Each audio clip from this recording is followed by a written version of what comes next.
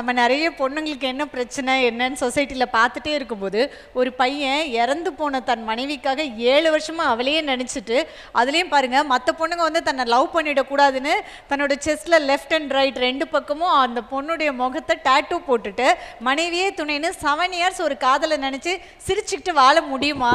எனக்கு ரொம்ப ஆச்சரியமாக இருந்தது அவர் பார்க்குறதுக்கு. இவரை பார்க்கும்போது நமக்கெல்லாம் எந்த பிரச்சனை இதெல்லாம் வந்து சாதாரணமாக தூக்கி தட்டிட்டு போயிட்டே இருக்கலாம்ங்கிற மாதிரி இருந்துச்சு. நீங்கள் நிறைய பேருக்கு ஆக்சுவலி இன்ஸ்பைரிங்காக இருக்கீங்க brother. Thank you so much. 7 years ஆச்சு.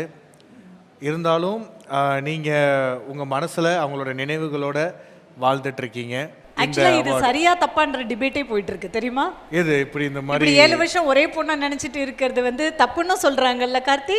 அவங்களுக்கு ஒரு தாட் இருக்கும். அதில் ஒருத்தவங்க ஒன்று சொல்லுவாங்க. நம்ம மைண்டு அப்படியே இருக்கு இல்லையா? உங்களுடைய லைஃப்பை வச்சு அட்வைஸ் கொடுக்கணும் ஸ்டூடெண்ட்ஸுக்கு, பாய்ஸ்க்கு, கேர்ள்ஸ்க்கு சொல்லணும் அப்படின்னா என்ன சொல்லுவீங்க?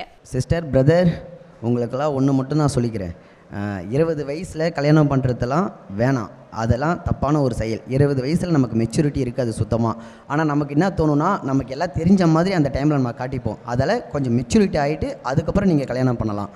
அதே மாதிரி கல்யாணத்துக்கு அப்புறமும் நீங்கள் சண்டை எல்லாம் எதுவுமே போட்டுக்கக்கூடாது. சண்டை போட்டுட்டு அதுக்கப்புறம் நீங்கள் எப்படின்னா நீங்கள் கல்யாணம் பண்ணலாம், கொஞ்சம் செட்டில் ஆகிடணும். நீங்கள் ஃபுல்லாக வீட்டில் எல்லாமே இருக்கணும். நம்ம வீட்டில் இல்லாமல் எதுவுமே இருக்கக்கூடாது.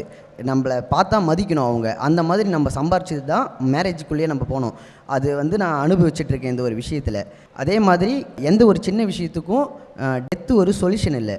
நம்ம சூசைட் பண்ணிட்ட பிறகு அதுக்கப்புறம் ஃபீல் பண்ணுறதுனா அவங்க வீட்டு சைடும் ஃபீல் பண்ணுவாங்க, நம்ம அம்மா அப்பாவும் ஃபீல் பண்ணுவாங்க.